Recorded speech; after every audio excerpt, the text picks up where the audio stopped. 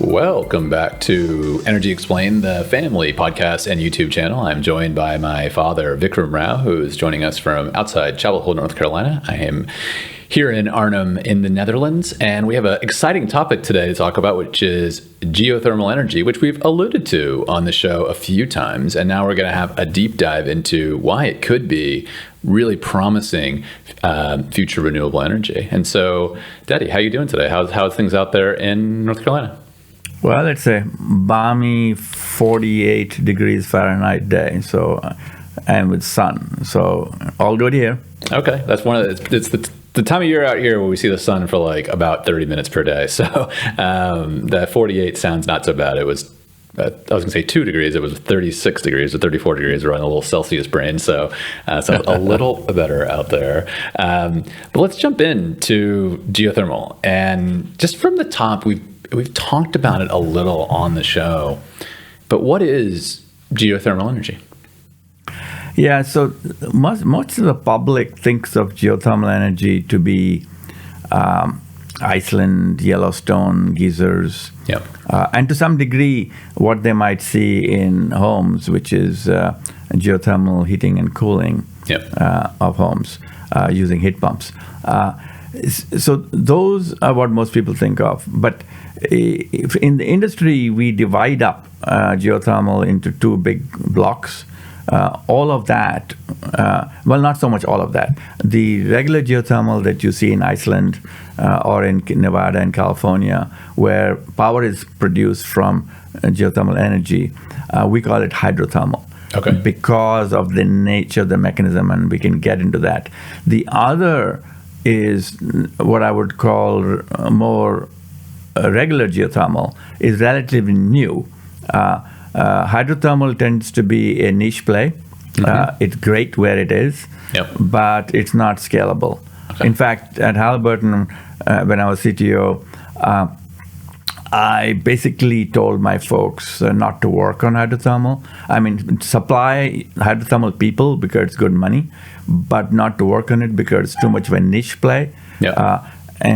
So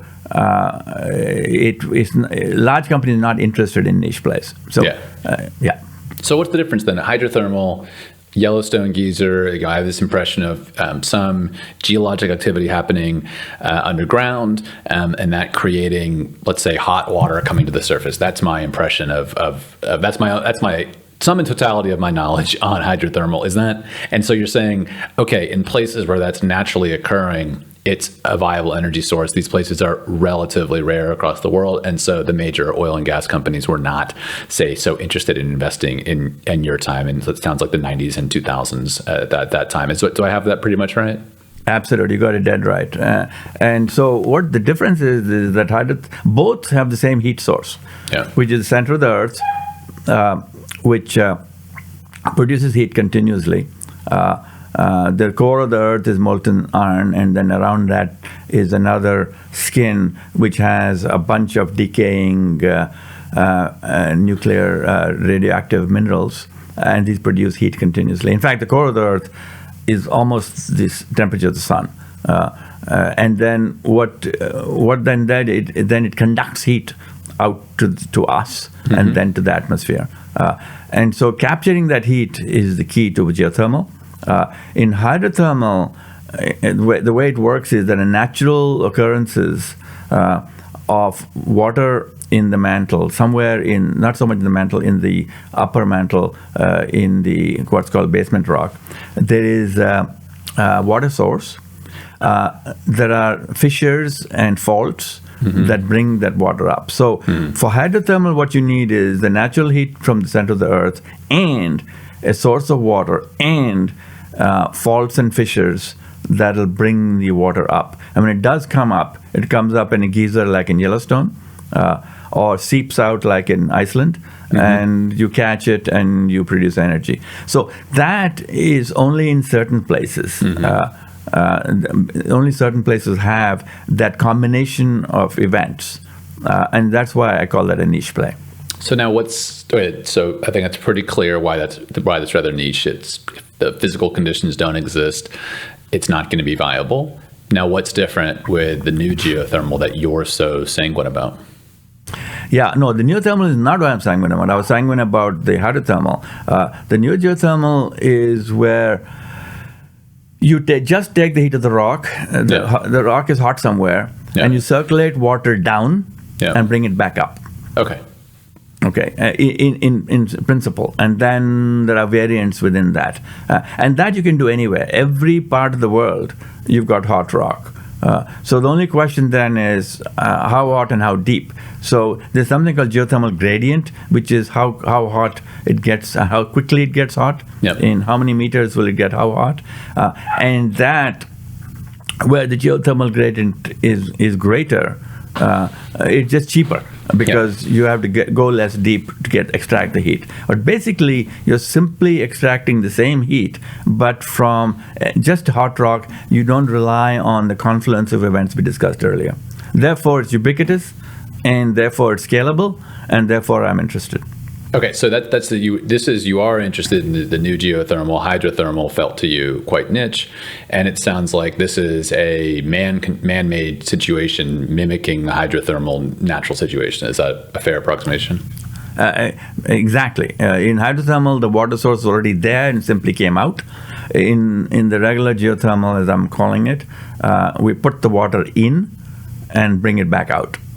Okay, and now you said there's this gradient of temperature, which I guess roughly translates to how fast does the temperature increase as I go down. Now, in favorable locations, how far down do you need to go to get something hot enough to create this type of electricity generation? Oh, not in favorable locations. It's not very far at all. It may be less than 2,000 meters. Oh, wow. Okay.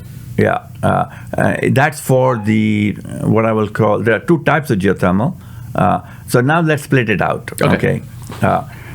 So one is called enhanced geothermal systems, and what this is almost precisely what I said. You drill one well, put water into it, and then drill another well parallel to it, usually horizontal, and then you deliberately cause the fluid from the first well to transport to the second well, and to do that you have to do hydraulic fracturing, and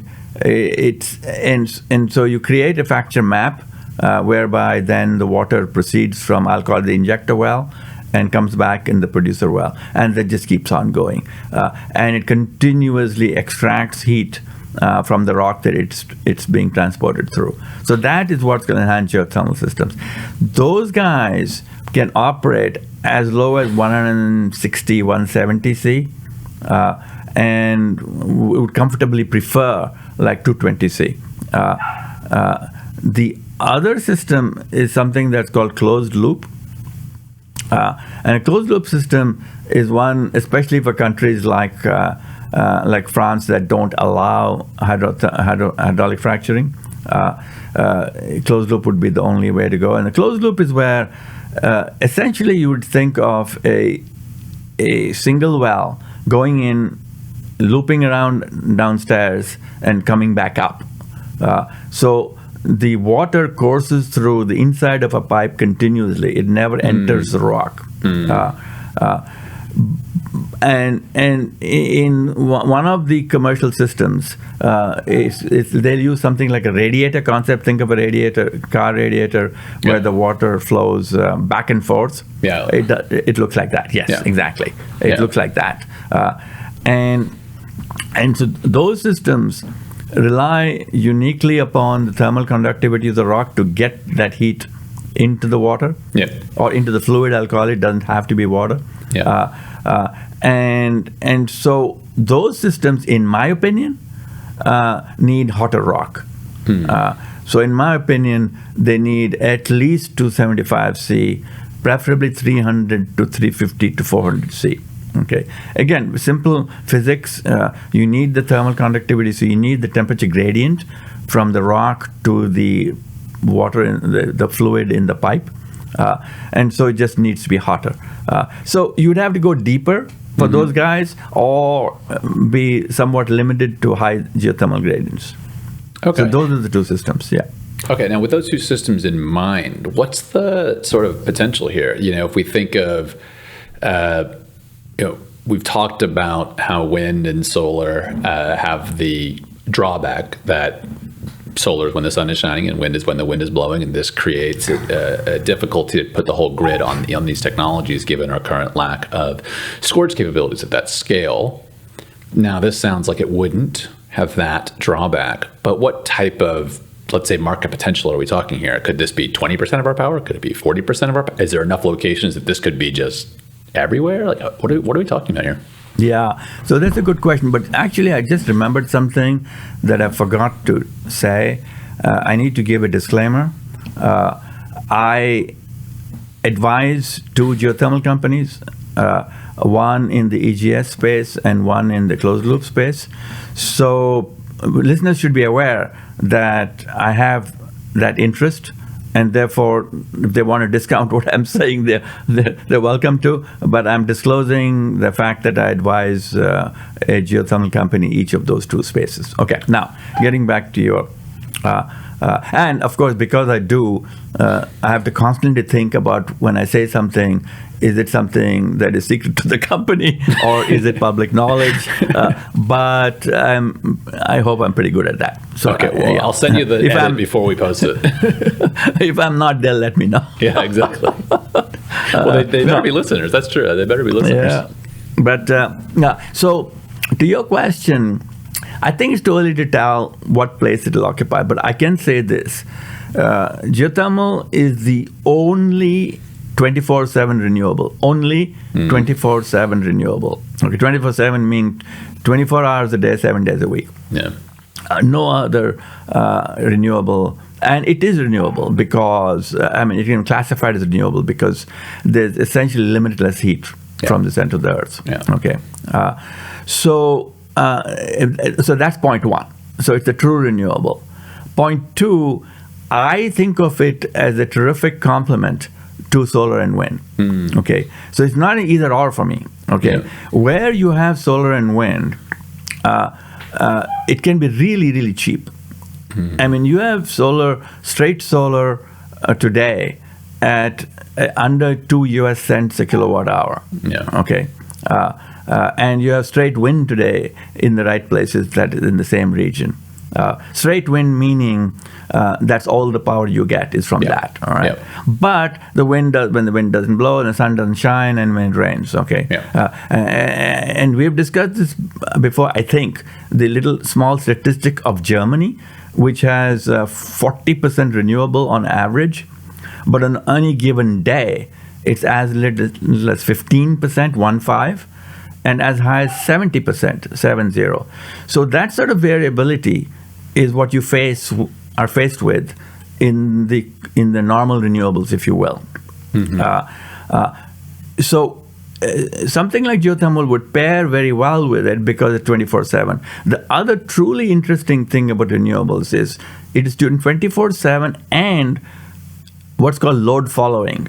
Okay, think of it as tunable. Okay, that see, electricity is different from other forms of energy. When you produce it, it's got to go somewhere. Yeah. It's just got to be always in balance. If you don't have the demand, you really don't want to produce it because it's got nowhere to go. Yeah. Okay. So geothermal is tunable. You can ramp it up or down. Yes, without hurting the reservoir. Let's call it.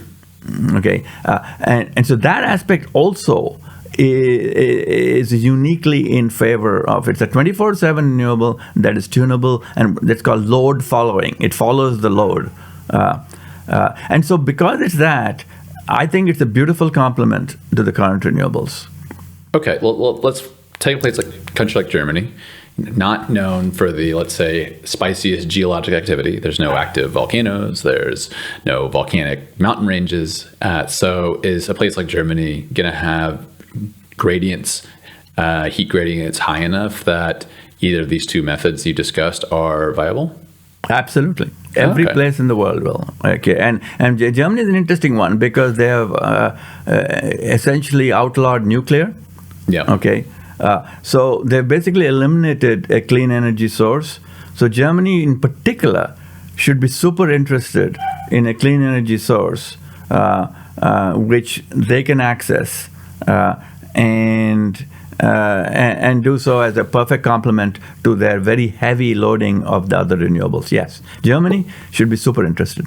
Well, they're an interesting one as well because, as you, I'm sure, know, they have a newly formed government in the past couple of weeks with a further left-wing party taking control of the government, wresting control away from Angela Merkel's right-center party. But, of course, right-center in Europe is like left-center in America, I would say, in many things, where Angela Merkel was also in favor of many climate policies. But they will be having an increased appetite, I would say. That party ran very much on a green energy and climate change message. It was one of their primary messages. And so that will be an interesting use case if they do indeed seeing investments. Now, speaking of investments, there's usually two places major investments come from. Now, you've disclosed you're working with a couple smaller outfits involved, but typically we think of the money coming from governments and big oil and gas companies, big energy companies. What's the status there? Is this become a hot investment item? Or you said you advised on passing on hydrothermal some, let's say, 20, 25 years ago when you were working at Halliburton. But now it sounds like you make a different advice. What approach are they taking? Okay, so first let me mention a little thing about Germany, about Angela Merkel. Even though she was in the party she was, it was a coalition. Yeah. And so the abolition of nuclear was really a Green Party thing, okay? Yeah. She did it, but due to the Green Party influence. Yeah. Okay, and so now that the Green Party is very much more directly influential, yes, it'll go even more that way. And I would say, yes, the current government should be super interested in geothermal. Now, going back to very specifically to your question, oil and gas companies should be super interested for the following reason. Everything I told you is right in their bailiwick of unit operations, okay? Going into solar and wind for oil and gas companies doesn't make really any sense, right? Because they have no competency. They will not be able to compete with the folks who do it better, okay? Yeah. They can buy companies, but it's no longer, it's not in their fairway as is the golf analogy. So this one is. Yeah. But it's more than that. In my opinion, they're missing a huge bet if they don't do it in a big way because they can mix and match their portfolio. See, geothermal could be a portfolio item, just like oil and gas are. Yeah. Okay. Why? Because in both oil and gas use the same personnel. Yeah. Okay. And so when they want to shift from one to the other, when Shell is shifting away from oil to natural gas, in the actual production of it, they have the same personnel. It'll be the same personnel for geothermal. So it's really, I hate to use words like no-brainer and stuff because you need brains to do anything, but that's in the realm it is. If they believe in the viability of the production method, if they believe that, and now you have to believe that, then they should double down on geothermal because it uses the same people. They can mix and match based upon price of oil or gas. No other system allows that. Well, it's interesting because I know we do have some listeners from some of the major oil companies, probably some of your old buddies and some folks on LinkedIn that have pinged me. So certainly in the YouTube video comment section, if you want to add any comments, you work in those companies, would love to hear it. Certainly you're showing your unbiased stance because you are an advisor to companies that would presumably compete with the major companies if they went into this business. But of course, you're speaking as a private citizen here and see the wisdom of going in. I think we'd all love it if major oil and gas companies had portfolio items that they could shift personnel and expertise onto green energy solutions, right? I think that would be great for the planet overall. Incredibly interesting. But now, how this has been, let's say, the hype cycle a little bit right now, right? You're very optimistic. You called it the only 24/7 renewable, the only load following renewable, and that it's a no-brainer that major companies. I also said I don't like the word.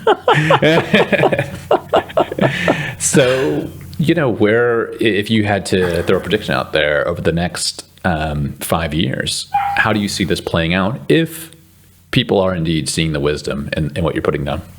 Okay. So first of all, I'll clarify the no-brainer comment. I said that if an oil and gas company believes that it's technically feasible, Sure. then it's a no-brainer for them to get involved. Not Sure. that geothermal is a no-brainer.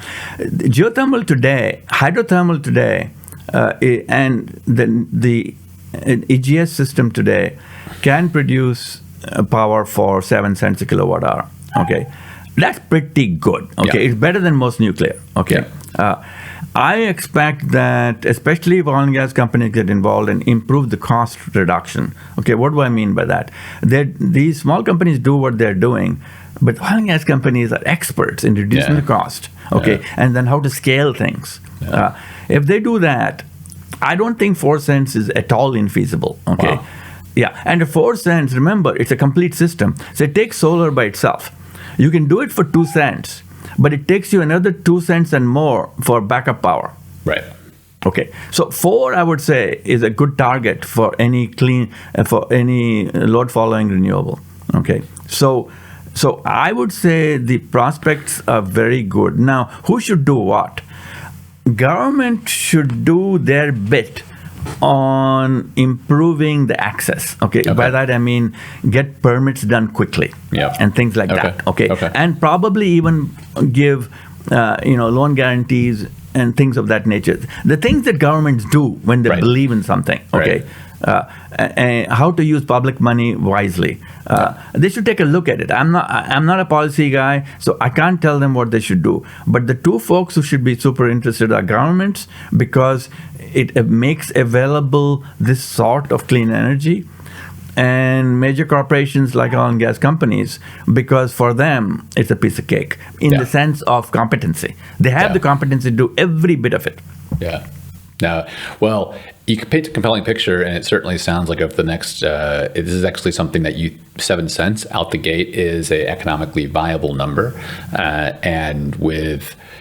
As we've seen, the cost on the scale curve will decrease, and it sounds like in virtually everywhere in the world, this is something that governments could take a look at, and for many places would be quite attractive, especially in the northern latitudes. Solar isn't as viable up here, and wind is more seasonal, and so it sounds like it could be something attractive up here. Well, thank you for your time today, and certainly we remind our listeners to subscribe if you're watching on our YouTube channel, or if you're listening on our podcast. And our YouTube channel is where we have the discussion and the comment section, and we do answer every single comment, or at least all the ones that aren't just yelling at us and telling us we're something negative. But outside of those, we do answer every single one. And if you're on a podcast platform, please hit like or subscribe and share it with your friends. And until then, we'll see you next month.